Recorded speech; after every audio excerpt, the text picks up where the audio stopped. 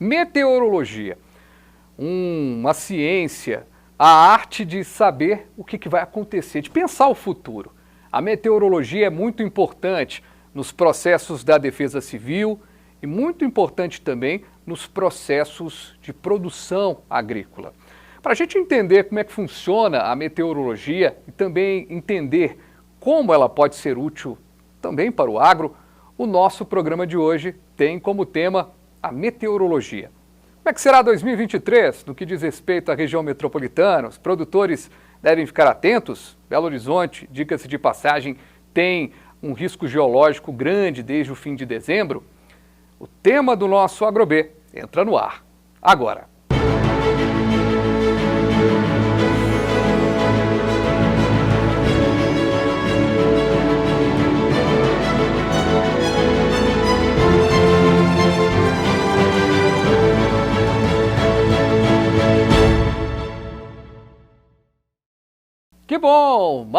Que bom que você está aqui comigo no canal Viver Brasil. Estamos aqui no 527 da Claro e também no 9 da Claro Analógico. Estamos chegando com o nosso jeito diferente de falar sobre agronegócio e hoje a gente vai falar sobre meteorologia de uma maneira ampla e também, claro, aproveitando o conhecimento do nosso entrevistado, que tem muita experiência para dividir também com a gente um pouco do agro. Quem está aqui comigo é o Dayan Carvalho, diretor de Meteorologia e Alerta de Riscos da Defesa Civil de Belo Horizonte. Dayan, satisfação recebê-lo mais uma vez aqui no programa, mas presencialmente pela primeira vez. Obrigado, viu? Exatamente, é um prazer enorme, Fabiano, eu que agradeço o convite. Sempre é interessante demais conversar sobre esse tema, que ele permeiam várias áreas, né, da nossa sociedade, e a agricultura, no nosso olhar, é extremamente importante caminhar junto com a meteorologia. A meteorologia, eu brinquei aqui no início, né, de que ela é uma forma de adivinhar o futuro, né? Mas para adivinhar o futuro, assim como acontece na história da sociedade, a gente tem que olhar para o passado. Como é que funciona na prática? Eu acho que é uma grande curiosidade que o nosso telespectador tem. Como é que funciona esse trabalho de, olha, tem aí um alerta, tem um caminho, como é que funciona para chegar ali naquela previsão mais aproximada da realidade? É muito interessante essa sua pergunta, né? Tudo começa com a modelagem numérica, né?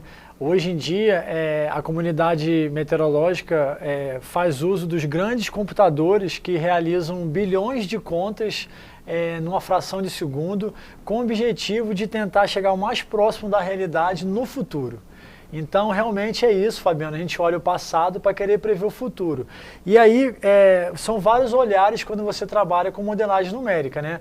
Então, por exemplo, no olhar de defesa civil, a gente não está muito preocupado com o decorrer da chuva no mês. A gente está preocupado no olhar do dia a dia, porque o olhar do dia a dia vai potencializar um determinado desastre, seja ele no olhar do risco geológico, ou seja ele no olhar do risco hidrológico. Agora, por outro lado, quando a gente olha o setor agrícola, por exemplo, aí sim você tem que fazer o uso dos modelos numéricos já com uma previsão mais estendida, que a gente chama dos modelos climáticos. Esses modelos climáticos, eles são extremamente importantes para dar uma tendência para aquele pequeno, para aquele grande agricultor, no que diz respeito a como vai ser a sua logística, como vai ser a sua estratégia, pensando na rotatividade das culturas de acordo com o seu clima local. Então, uma coisa é o dia a dia, no que diz respeito à previsão do tempo, e a outra é o que diz respeito ao clima, que aí vem uma tendência mais estendida. Pois é, por isso que quando a gente fala assim, gente, dá uma previsão aí do mês, assim, Fabiano,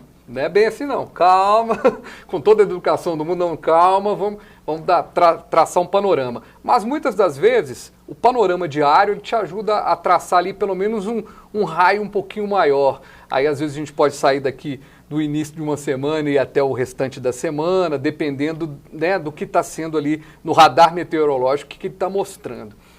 O que a gente avançou nesse sentido, Dayan? Do que a gente tinha no passado para agora, para poder dizer assim, tem muita gente que vai casar e pergunta, né, o meteorologista, você deve sofrer com isso, né, Dayan? Na família, o povo deve perguntar assim, ô Dayan, eu vou casar dia 29 de setembro, vai chover nesse dia? É interessante você estar falando isso, porque é aquela história, né? Casa de ferreiro, espeto de pau, né? Então, na minha família, a gente tem pessoas que trabalham na zona rural, né? Que plantam e que, na realidade, a gente acaba sendo essa referência no que diz respeito a essa informação no nível familiar. Agora, em termos de avanço, se você... a gente já trabalha com isso há algumas décadas, né? Uhum. Aí, se você olhar em termos de avanço, realmente o destaque é a evolução da comunicação para fins meteorológicos, para fins de disseminação da informação para a população. Então, tudo bem que os computadores evoluíram bastante, tudo bem que a assertividade dos modelos meteorológicos para efeito de 24, 48 horas melhoraram substancialmente. Agora, outras ferramentas tecnológicas agregaram valor a esse tipo de trabalho que é realizado pelo meteorologista. Entenda-se que o meteorologista ele pode ser um meteorologista operacional e, ao mesmo tempo, ele pode ser aquele meteorologista mais cientista no olhar da palavra, digamos assim, que é o que trabalha nos processos visando a melhoria do operacional. Então, hoje, a Defesa Civil de BH, em especial, bebe da água dos radares meteorológicos, bebe da água dos satélites meteorológicos, e também bebe da água dos modelos. Então, imagina que o pontapé inicial é feito no olhar operacional, né? Com as saídas numéricas dos modelos de previsão do tempo, que é a famosa previsão diária. E aí, ao longo do dia, a gente faz uso das ferramentas disponíveis. Eu falei do radar, falei do satélite, mas também é importante ressaltar como que evoluíram as estações meteorológicas para fins operacionais. Então, por exemplo, lá na Prefeitura de Belo Horizonte, nós temos uma rede de estações meteorológicas que transmitem os registros de chuva e da variação dos principais córregos a cada 5 minutos.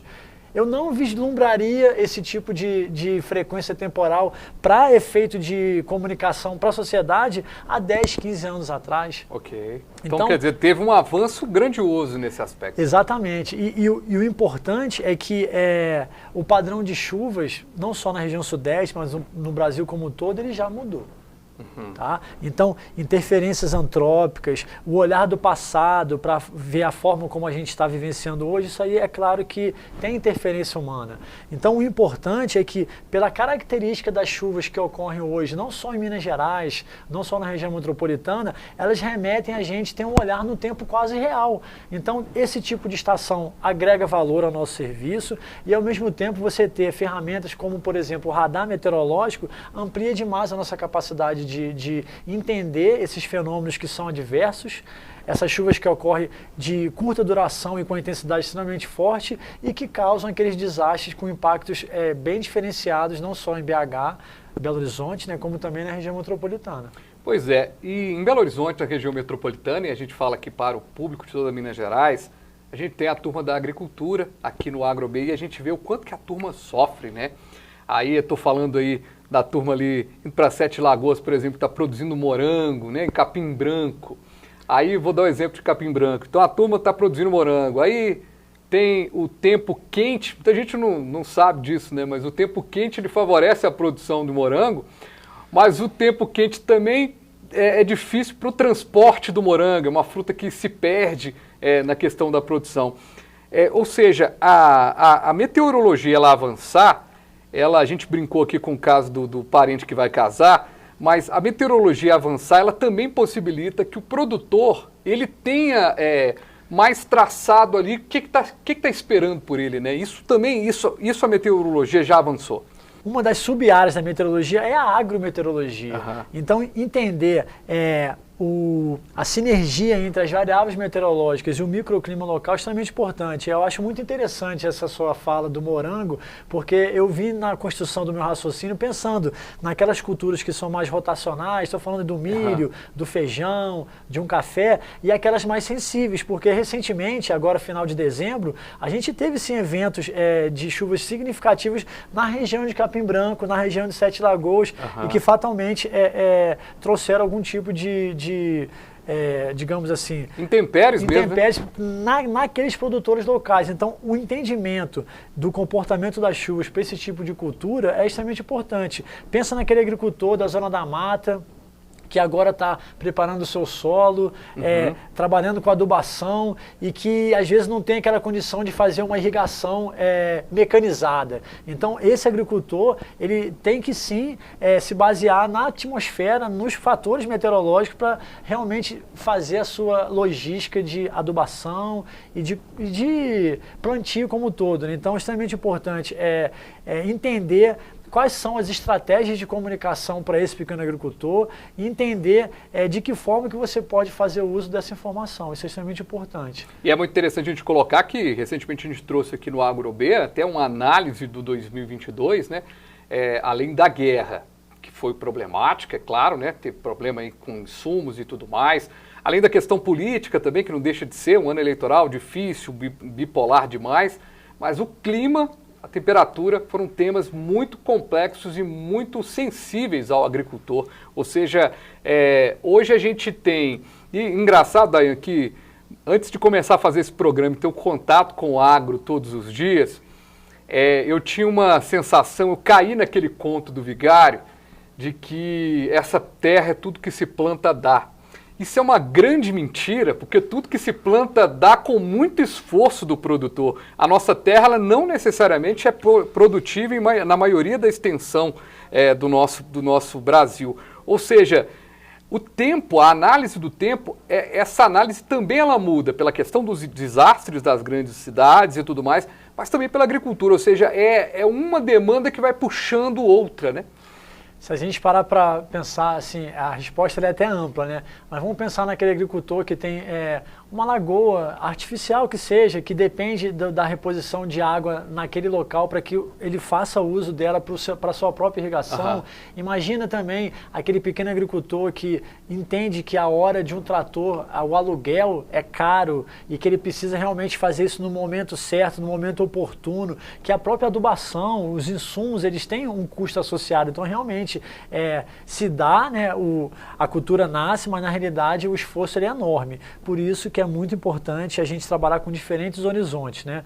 Então, quando eu falo de meteorologia, quando eu falo da previsão do tempo, eu estou falando da condição momentânea da atmosfera. Agora, quando eu trabalho com clima, eu estou falando do estado médio da atmosfera. Por isso que é importante a gente separar o joio do trigo, se eu posso falar dessa forma, porque no olhar, por exemplo, de proteção e defesa civil, por mais que impacte o agricultor,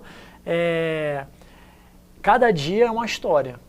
Agora, quando você acompanha, por exemplo, um mês de janeiro inteiro, para aquele agricultor que plantou e que necessita de que a sua cultura germine para haver uma produção até que seja rentável para ele, é importante que ele analise o mês inteiro, mas olhando os extratos, sejam semanais ou sejam diários. Então, no médio e longo prazo, a qualidade dessa informação ela pode cair um pouco. Uhum. Então, é sempre importante assim, você ter a noção da tendência. Eu acho que vai ter uma oportunidade para a gente falar da tendência para esse trimestre agora de 2023, o primeiro trimestre. Agora, ao mesmo tempo, você buscar uma atualização naquelas fontes que são diárias é extremamente importante para você atualizar o seu olhar.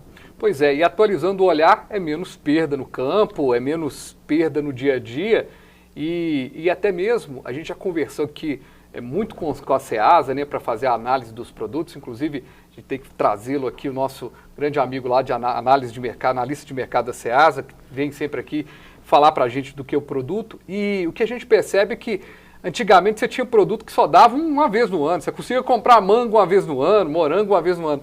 A questão do mercado, a procura, faz com que o produtor busque, então está plantando em momentos que não seria tão aproveitável ali aquele processo, ou seja, já conta com a perda. Então o tempo, de certa forma, pode ser um contribuinte, a análise do tempo, né? Perfeito. E em cima disso, a contribuição da meteorologia no agro vem com esse objetivo de tentar fazer com que o produtor ele tenha o mínimo de perda possível. A gente está falando só de chuva, mas existem locais, pegando o exemplo do morango, né, que você disse anteriormente, a gente tem o granizo. E também é muito prejudicial para diferentes culturas. A gente tem, por exemplo, as rajadas de vento, que de uma forma ou de outra também interferem nessa produtividade ótima do campo. Então, é inegável de que hoje em dia, entendendo o desafio que é você cercar e monitorar esse tipo de evento que em vários momentos ocorrem chuvas muito fortes no curto espaço de tempo, é muito importante você buscar informação atualizada. Só para dar um exemplo, a gente está aí chegando na primeira semana de janeiro, desculpa, e já choveu praticamente 1/5 do esperado para o mês. Uhum. Ou seja, haja chuva. Daí a gente vai ter que ir para um intervalo, mas na volta eu quero fazer essa análise aí do trimestre. A turma ficou querendo aí saber o que é, gente. Será que tem chuva vindo por aí mais ainda em janeiro? Será um janeiro daqueles fevereiro, março? Janeiro, fevereiro e março a gente vai tentar trazer, explicando para você que é um panorama, o dia a dia é muito importante você acompanhar, como o Daiane destacou. É rapidinho que a gente volta com o nosso jeito diferente de falar sobre agronegócios.